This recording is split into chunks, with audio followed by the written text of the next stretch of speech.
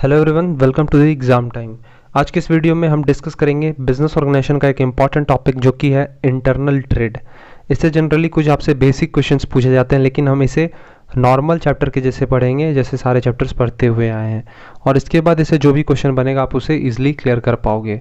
तो video last तक देखना, ये टॉपिक आपके लिए कहीं ना कहीं इम्पॉर्टेंट हो सकता है।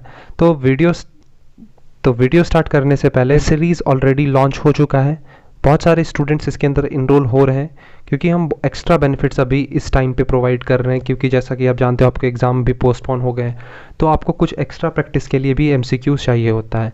तो अभी के टाइम पे हम अपने ग्रुप में बहुत एक्स्ट्रा एमसीक्यूज़ भी प्रोवाइड कर रहे हैं, तो आप चाहो तो इनरोल हो सकते हो। हमारे टेस्ट सीरीज़ के अंदर आपको कंप्लीट 11 यूनिट का टेस्ट मिलेगा, प्लस 7 फुल पेपर मिलेंगे, जिसमें आपको टोटल 150 क्वेश्चन देखने के लिए मिलेंगे। फिर आपको करंट अफेयर्स के PDF सीट्स, वीडियोज़ के early access, MCQs extra practice के लिए, साथ ही साथ आपको नोट्स भी दिए जाएंगे, जिस नोट से आप डिटेल स्टडी भी कर सकते हो और साथ ही साथ रिवीजन भी कर सकते हो। डाउट भी आपका सॉल्व किया जाएगा एज अ व्हाट्सएप ग्रुप में, और ये सब जस्ट एट ₹400 में। तो आप चाहो तो इनरोल हो सकते हो। अगर आपको इनरोल होना है तो दिए गए नंबर पर कॉन्टैक्ट करो। तो चलिए हम मूव करते हैं अपने टॉपिक की तरफ।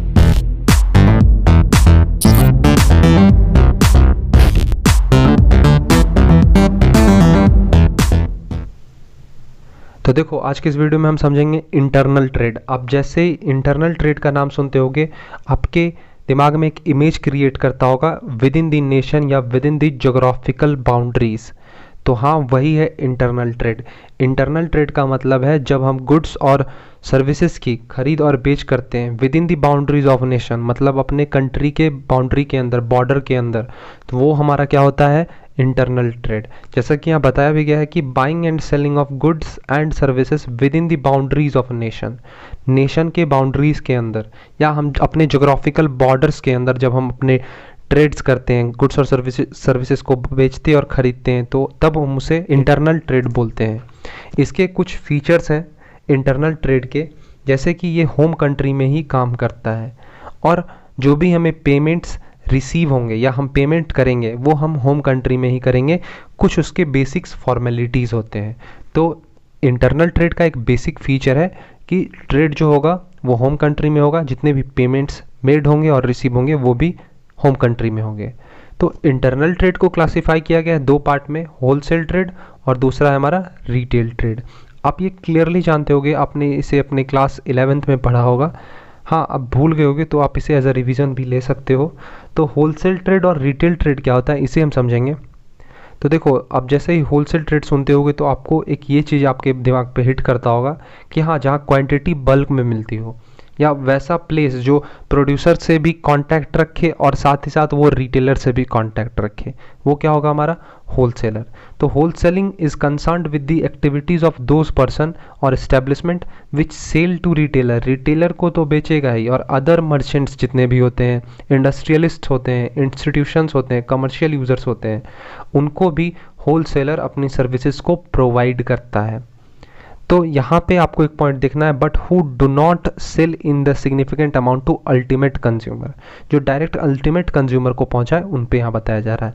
दे enable the producer not only to reach the large number of buyers spread over a wide geographical area, but also perform a varieties of functions in the process of the distribution of goods and services। देखो, wholesaler जो होता है वो जितने भी producers होते हैं उनको भी हेल्प करता है। किस पर्पस के लिए, जितने भी प्रोड्यूसर्स होते हैं उनके गुड्स को रिटेलर तक पहुंचाता है, और रिटेलर अल्टीमेटली कस्टमर तक पहुंचाते हैं।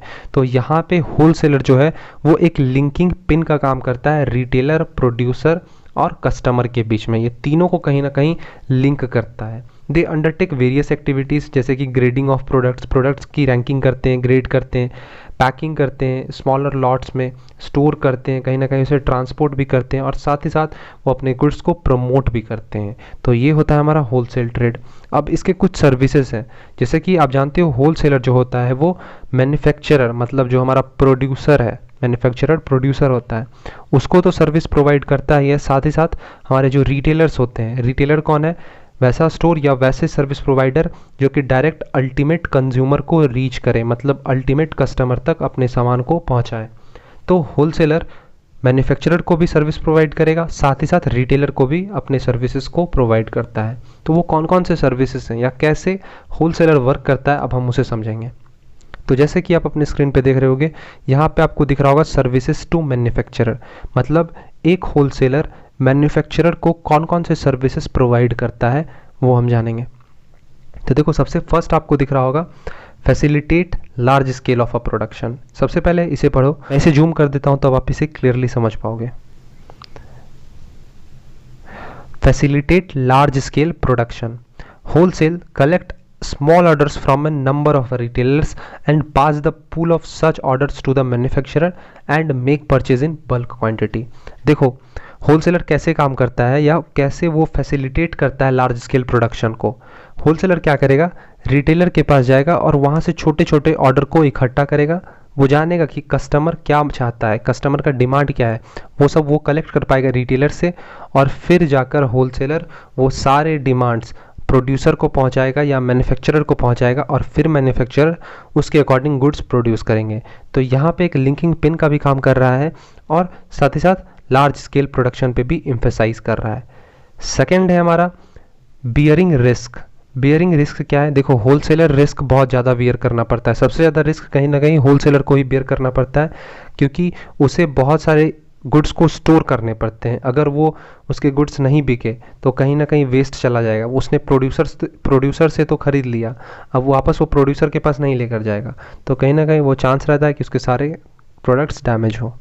फिर फाइनेंशियल असिस्टेंस भी प्रोवाइड करता है, कहीं ना कहीं क्रेडिट पे भी वो रिटेलर को गुड्स प्रोवाइड करता है। मैक्सिमम टाइम आप देखोगे जितने भी होलसेलर होते हैं वो रिटेलर को गुड्स क्रेडिट पे बेचते हैं, ऐसा होता है। फिर एक्सपर्ट एडवाइस, जितने भी रिटेलर्स होते हैं और होलसेलर्स होते हैं वो दोनों एक दूसरे के डायरेक्ट कांटेक्ट में रहते हैं। होलसेलर उन लोगों को एक एज अ सीनियर कहे तो सीनियर की तरह गाइड करता है, वो बताता है एक्सपर्ट की तरह कि क्या आपको करना चाहिए, आपको कैसे कस्टमर के टेस्ट और प्रेफरेंस को एनालाइज करना है, और उनके अकॉर्डिंग आपको हमें सब कुछ बताना है, और फिर हम उनके डिमांड को मीट आउट करेंगे। फिर मार्केटिंग फंक्शन में भी मदद करता है। फिर प्रोडक्शन कंटिन्यूटी भी, मतलब फैसिलिटेट करता है कि जो हमारा प्रोडक्शन है वो कंटिन्यूस बेसिस पे चलता रहे, वो कभी रुके ना, और स्टोरेज फैसिलिटी भी साथ ही साथ प्रोवाइड करता है। तो ये कुछ फंक्शंस हैं जो कि एक होलसेलर मैन्युफैक्चरर को प्रोवाइड करता है। अब हमारा सर्विसेज टू रिटेलर, कौन से सर्विसेज हैं जो एक होलसेलर रिटेलर को प्रोवाइड करता है। तो सबसे फर्स्ट फंक्शन है अवेलेबिलिटी ऑफ गुड्स। रिटेलर को वो गुड्स प्रोवाइड करता है, जब रिटेलर गुड्स की डिमांड करते हैं तब होलसेलर उस पर्टिकुलर टाइम पे उन्हें गुड्स प्रोवाइड करता है। फिर मार्केटिंग सपोर्ट प्रोवाइड करता है, क्रेडिट फैसिलिटीज़ प्रोवाइड करता है। अगर एक रिटेलर उस पर्टिकुलर टाइम पे उनके पैसे को पे करने के लिए कैपेबल नहीं है, तब उस टाइम पे एक होलसेलर क्रेडिट पे उसे गुड्स बेचता है। फिर स्पेशलाइज्ड नॉलेज होता है, मतलब किसी एक लाइन में, जैसे कि आप अगर स्वीट प्रोड्यूस कर रहे हो तो स्वीट के बारे में उसका एक स्पेशलिस्ट उसके पास होगा, उसके पास वो नॉलेज होगा, वन लाइन प्रोडक्ट जिसे आप बोलते हैं। फिर साथ ही साथ वो रिस्क भी बेयर भी करता है, साथ ही साथ वो शेयर भी करता है। अब हम समझेंगे कि रिटेल ट्रेड होता क्या है। ये आप बेसिक है, आप ये जानते होंगे कि एक रिटेलर जो होता है वो हमारा वो डायरेक्ट अल्टीमेट कंज्यूमर से या हमारे जितने भी कस्टमर्स हैं उनसे डायरेक्ट मीट आउट करता है। तो retailer is a business enterprise that is engaged in the selling of goods and services directly to the ultimate consumer. वो डायरेक्टली गुड्स किसे बेचता है, अल्टीमेट कंज्यूमर को। हमने होलसेलर में पढ़ा, होलसेलर अपने गुड्स रिटेलर को बेचता है और रिटेलर अपने गुड्स डायरेक्ट कंज्यूमर को बेचता है। The retailer normally buys goods in large quantity में वो गुड्स परचेज करते हैं होलसेलर से, और कहीं ना कहीं उस गुड्स को जाकर छोटे छोटे क्वांटिटीज़ में कंज्यूमर को बेचते हैं। तो ये एक रिटेलर का बेसिक मीनिंग है। They arrange of proper storage of goods, sells the goods in small quantity, यहाँ पे इंपॉर्टेंट है स्मॉल क्वांटिटी हाईलाइट करना। Bear a business risk, grades the products and collect market information. वो market के जितने भी information हैं, डिमांड देखते हैं कि क्या फैशन ट्रेंड चल रहा है, किस कमोडिटी का अभी ज़्यादा डिमांड है, वो सब कैसे कलेक्ट करता है, रिटेलर कंज्यूमर से इंटरेक्ट करके उनसे गुड रिलेशन स्टैब्लिश करके वो सब इकट्ठा करता है। The retailer represents the final stage in the distribution where the goods are transformed from the hands to the manufacturer और wholesaler to the final consumer. एक रिटेलर एक फाइनल स्टेज की तरह काम करता है जहाँ पे मैन्युफैक्चरर गुड्स प्रोड्यूस करते हैं, फिर उस गुड्स को होलसेलर रिटेलर तक पहुँचाता है, और फाइनली रिटेलर उस गुड्स को कंज्यूमर तक पहुँचाता है जो उसके असली हकदार हैं या जिन्हें वो मिलना चाहिए। अब देखो रिटेलिंग ट्रेड के भी कुछ कैटेगरीज हैं, उन्हें भी हमें समझना होगा। तो इसमें सबसे फर्स्ट कैटेगरी है हमारा इटिनरेंट रिटेलर। आपने इसे अपने क्लास 11th में पढ़ा होगा, ये बेसिक टॉपिक था। देखो इटिनरेंट रिटेलर क्या होता है? वैसे रिटेलर्स या वैसे सामान बेचने वाले जो आपको रोड पे दिखेंगे, मतलब स्ट्रीट्स पे दिखेंगे, उनका एक कोई फिक्स्ड प्लेस नहीं होता है। वो अपना एक कोई स्टोर खोल के नहीं बैठे हुए रहते हैं, वो एक प्लेस से दूसरे प्लेस पे मूव करते हैं और वो सारे गुड्स अपने बेचते हैं। जनरली ये छोटे छोटे क्वांटिटीज़ में डील करते हैं और हमारे जो डेली यूज़ के आइटम्स होते हैं, प्रोडक्ट्स होते हैं, उनमें ये डील करते हैं। और इनके पास कहीं ना कहीं रिसोर्स भी लिमिटेड रहता है और ये जितने भी इनके प्रोडक्ट्स होते हैं वो कस्टमर के डोर स्टेप पे प्रोवाइड करते हैं। तो आपको ये बेसिक याद रखना है कि इटिनरेंट्स जो होता है, keep on moving with their ware from street to street, place to place in search of customer. Customer की खोज में एक जगह से दूसरे जगह, एक स्ट्रीट से दूसरे स्ट्रीट मूव करते हैं अपने गुड्स को बेचने के लिए। इसके कुछ बेसिक फीचर्स हैं। पहला है trader operating with the limited resource. जैसा कि मैंने आपको बताया, इटिनरेंट्स उनके पास बहुत ही कम रिसोर्सेज होता है और वो कहीं ना कहीं डेली प्रोडक्ट्स, जो हमारे डेली यूज़ में प्रोडक्ट्स आते हैं, उनमें वो डील करते हैं। फिर customer services by making the product available at door step. वो कस्टमर को उनके डोर स्टेप पे प्रोडक्ट्स प्रोवाइड करते हैं और इनका कोई एक फिक्स्ड बिजनेस इस्टेब्लिशमेंट नहीं होता या कहीं अपने एक बिजनेस इस्टेब्लिश करके नहीं बैठे हुए होते हैं। तो ये है हमारा इटिनरेंट रिटेलर। आपको ये एक बेसिक कुछ पॉइंट्स थे जो कि आपको जानने जरूरी थे। अब इनके भी कुछ टाइप्स हैं, जैसा कि यहाँ सबसे फर्स्ट है पेडलर एंड हॉकर। क्या होता है पेडलर एंड हॉकर? देखो ये स्मॉल प्रोड्यूसर्स होते हैं, छोटे छोटे जितने भी दुकानदार होते हैं वो यही आएंगे, लेकिन इनको हम दुकानदार नहीं बोल सकते कहीं, क्योंकि इनका एक कोई स्पेसिफिक प्लेस नहीं होता है। ये एक स्मॉल प्रोड्यूसर्स हैं और पेटी ट्रेडर्स हैं जो कि अपने प्रोडक्ट्स को अपने बाइसिकल, हैंड कार्ट, साइकिल या रिक्शा जो भी है वो अपने सिर पे भी कैरी करते हैं और एक प्लेस से दूसरे प्लेस पे मूव करते हैं अपने प्रोडक्ट को बेचने के लिए। ये जनरली नॉन स्टैंडर्डाइज और लो वैल्यू प्रोडक्ट में डील करते हैं जिनकी क्वालिटीज़ कुछ वैसी नहीं होती है, जिन्हें मतलब हाई क्वालिटी हम नहीं बोल सकते हैं। पेडलर हॉकर में आपको यही याद रखना है। फिर जो हमारा मार्केट ट्रेडर होता है, ये भी एक स्मॉल रिटेलर है जो कि अपने दुकान को बहुत डिफरेंट प्लेसेस पे जाकर ओपन करता है। उनका कोई एक स्पेसिफिक डेट रहता है कि आज 10 दिन हम इस एरिया में अपने शॉप को ओपन किए और 10 दिन बाद हम इस एरिया में अपने शॉप को ओपन करेंगे। उनका कोई रीज़न रहता है कि इस डिस्ट्रिक्ट में इतने दिन तक रहे और इस डिस्ट्रिक्ट में इतने दिन तक रहेंगे। तो यही क्या है हमारा मार्केट ट्रेडर। इनका एक फिक्स्ड डेट रहता है। इनको हम लोअर इनकम ग्रुप भी बोल सकते हैं, या जितने भी लोअर इनकम ग्रुप कस्टमर्स होते हैं जिनका इनकम ग्रुप लो रहता है, कम रहता है, वो मार्केट ट्रेडर से अपने गुड्स को परचेज करते हैं लो प्राइस में। तो ये किसका टाइप है? इटिनरेंट ट्रेडर का। फिर है स्ट्रीट ट्रेडर। स्ट्रीट ट्रेडर देखो आपको कहाँ देखने के लिए मिलेंगे? वैसे जगह पे जहाँ पे पॉपुलेशन बहुत ज़्यादा हो, जहाँ पे कस्टमर बहुत जल्दी गैदर हो जाते हो, जैसे कि रेलवे स्टेशन के पास आप बहुत ज़्यादा कस्टमर्स देखते होंगे। वहाँ पे आपको छोटे छोटे रिटेलर्स देखने के लिए मिलते होंगे। किसी भी छोटा चीज़ का आप ले लो एग्जाम्पल, वहाँ पे आपको देखने के लिए मिल जाएंगे। वहाँ पे जाके अपने कंज्यूमर को वो अपने गुड्स बेचते हैं। और जैसे कि रेडीमेड गारमेंट्स हो गया, न्यूज़पेपर हो गया, मैगजीन हो गया, स्टेशनरी आइटम्स हो गया, अब जनरली ये रेलवे स्टेशन के पास आपको देखने के लिए मिलता होगा। तो ये क्या है? Street trader. एक बहुत ही इंपॉर्टेंट है यहाँ पे चीप जैक। चीप जैक क्या है? देखो चीप जैक भी एक रिटेलर टाइप का ही है। इनका भी एक इंडिपेंडेंट शॉप होता है, लेकिन वो जनरली टेम्पररी बेसिस के लिए उसे खोलते हैं। वो अपने बिजनेस को चेंज करते रहते हैं एक लोकेलिटी से दूसरे लोकेलिटी में, और ये जनरली वैसे आइटम्स में डील करते हैं जो कि कंज्यूमर आइटम्स के अंदर आता हो, मतलब जैसे कि रिपेयर ऑफ वॉचेस हो गया, शूज़ आइटम्स हो गया, बकेट्स वगैरह, या जितने भी प्लास्टिक आइटम्स, छोटे मोटे आइटम्स जो भी होते हैं, बेल्ट, लेदर जैकेट, या जो भी छोटा छोटा आइटम्स आपको देखने के लिए मिलता है, वो चीप जैक्स उसी में डील करते हैं। ये टेम्प्रेरी नेचर का इनका शॉप रहता है, वो कुछ दिन बाद रहते हैं, फिर कुछ दिन तक चले जाते हैं। अब आता है हमारा फिक्स्ड शॉप रिटेलर। नाम से ही समझो कि फिक्स्ड है, वो इनका एक स्पेसिफिक प्लेस होगा। परमानेंट बेसिस के लिए इन्होंने अपने बिजनेस को उस जगह पे सेट करके रखा है। वो क्या होगा? Fixed shop retailer. तो retail shop who maintain permanent establishment to sell their merchandise है। मर्चेंडाइज का यहाँ पे प्रोडक्ट को डिनोट कर रहा है। तो रिटेलर वैसे रिटेलर्स जो अपना एक फिक्स प्लेस बना के रखे हुए हैं और अपने प्रोडक्ट्स को वो ईजिली बेच पा रहे हों, तो वो क्या होंगे? Fixed shop retailer. वो एक प्लेस से दूसरे प्लेस पे मूव नहीं करते हैं, उनका एक फिक्स्ड प्लेस होता है। कुछ फीचर्स हैं जैसे कि greater resources and operate on relatively large scale. ये जनरली लार्ज स्केल में डील करते हैं, मतलब मास प्रोडक्शन कहे तो, कि जितने भी बड़े बड़े आइटम्स हैं उनमें भी ये डील करते हैं और उनके पास रिसोर्स की भी कमी नहीं होती है। ये डिफरेंट प्रोडक्ट्स में डील करते हैं जैसे कि कंज्यूमर ड्यूरेबल्स और नॉन ड्यूरेबल प्रोडक्ट्स में भी ये डील करते हैं। अब इनके कुछ टाइप्स हैं जैसे कि फिक्स्ड शॉप स्मॉल रिटेलर और फिक्स्ड शॉप लार्ज रिटेलर। दो टाइप्स हैं, फिक्स्ड शॉप स्मॉल रिटेलर और दूसरा टाइप है फिक्स्ड शॉप लार्ज स्टोर्स। आपको ये दो इसके टाइप्स इसके अंदर आपको देखने के लिए मिलेंगे। तो जो हमारा फिक्स्ड शॉप स्मॉल रिटेलर होता है उसमें सबसे बेस्ट एग्जांपल आपका होगा जनरल स्टोर, जो कि आपको हर एक मोहल्ले में आपको देखने के लिए मिलता है। वो क्या है हमारा जनरल स्टोर्स। तो these shop carry stock of variety of products required to satisfy the day to day needs of consumer residing the nearby localities. ये शॉप वैसे शॉप होते हैं जो कि आपके डे टू डे आइटम्स जितने भी आप यूज़ करते हो अपने डेली यूज़ में, वो सारे आइटम्स आपको देखने के लिए मिलेंगे इनके शॉप में। ये जनरली उसी अपने एरिया के अपने एरिया में अपने लोकेलिटी के नीड्स को फुलफ़िल करने के लिए ये सेट की करते हैं और उनके सारे डिमांड्स को फुलफ़िल करते हैं।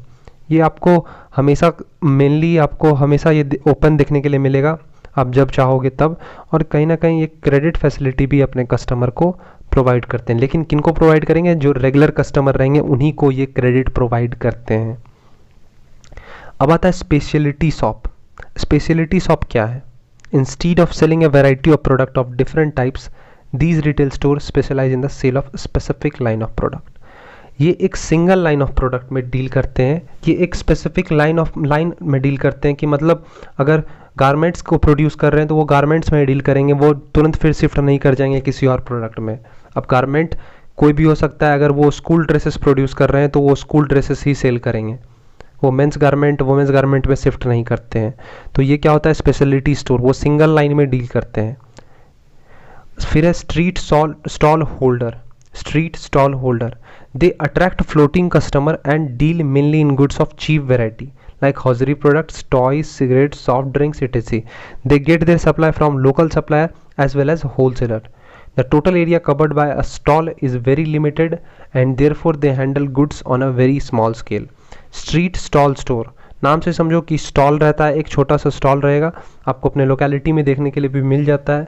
वो जनरली छोटे मोटे जो चीप आइटम्स होते हैं, सिगरेट्स वगैरह हो गया, सॉफ्ट ड्रिंक्स हो गया, कोल्ड ड्रिंक्स, ये सब आपको वहाँ पे देखने के लिए मिलते हैं। इनके पास रिसोर्सेज सप्लायर्स भी इनको प्रोवाइड करते हैं, साथ ही साथ ये होलसेलर से भी डील करते हैं और वहाँ से भी रिसोर्सेज इकट्ठा करते हैं।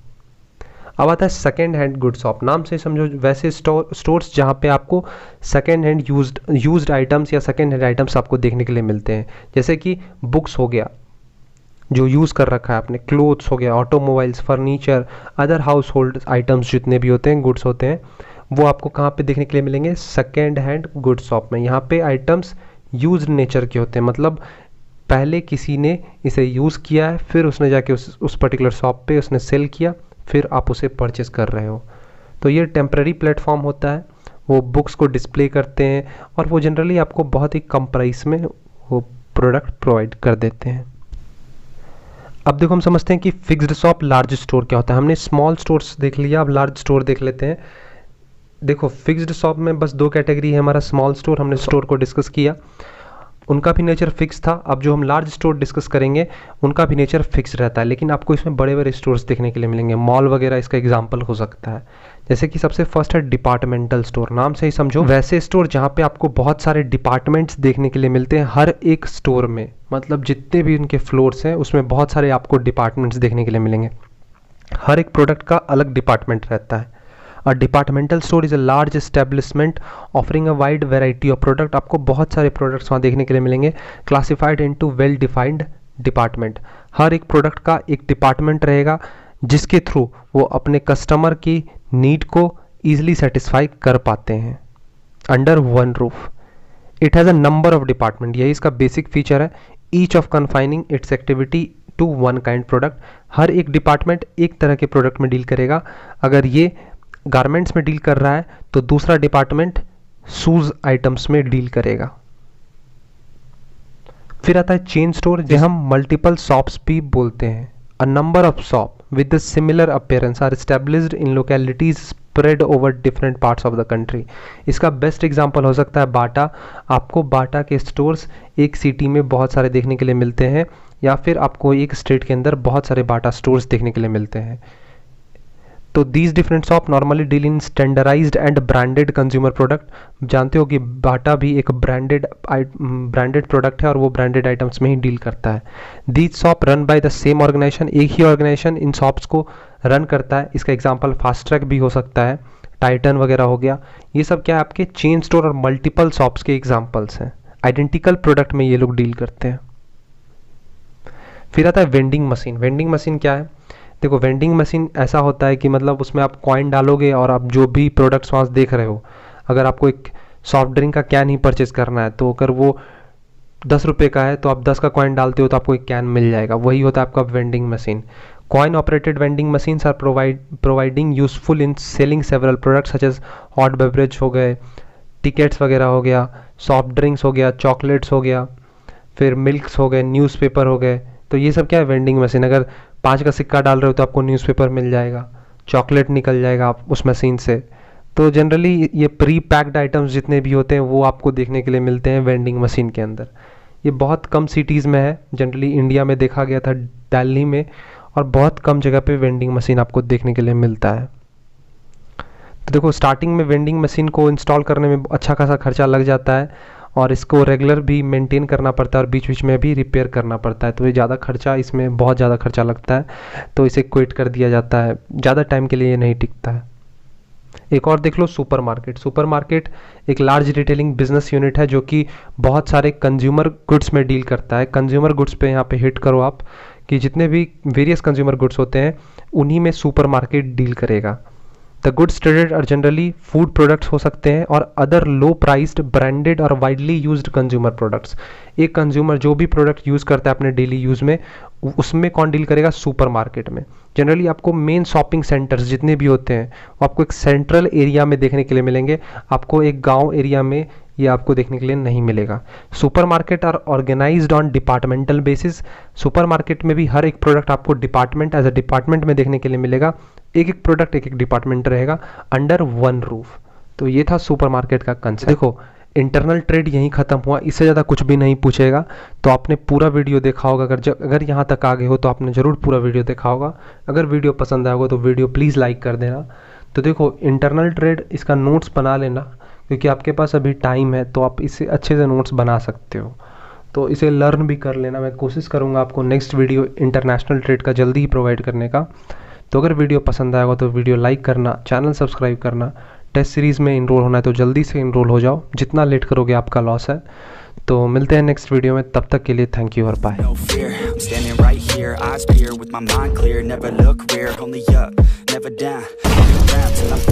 Hear the sound